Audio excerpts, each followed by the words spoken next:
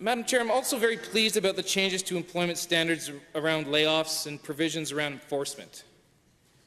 Of course, as I said, the majority of companies comply with the code, even when it comes to layoffs. And again, in my previous role, one of the biggest issues I had with employment standards was that employers, they just sometimes did not take employment standards seriously. One example is when I was dealing with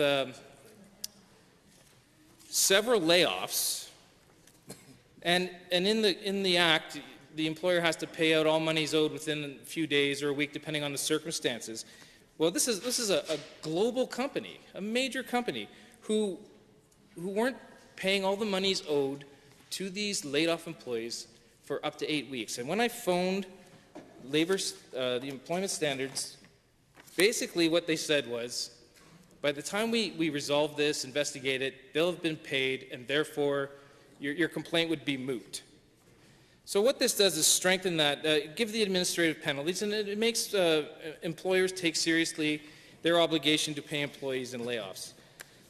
So I will just close on this amendment saying that, Madam Chair, I urge the opposition to put aside its partisanship, its ideology that continually champions to keep Alberta's workers at a disadvantage to other workers in this country.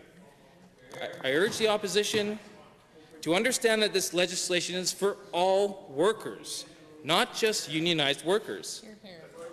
And I urge the opposition to support Alberta families and ensure that one does not lose their job because they must care for a loved one. I urge the opposition to support those who seek a union in their place of work in a fair and democratic way. Agreed. And I urge the opposition to support fair wages and breaks for all Albertans.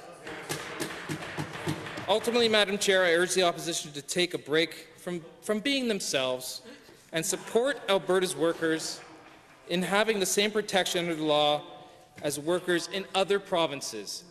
So, as such, Madam Chair, I will not be supporting this amendment, and thank you for your time.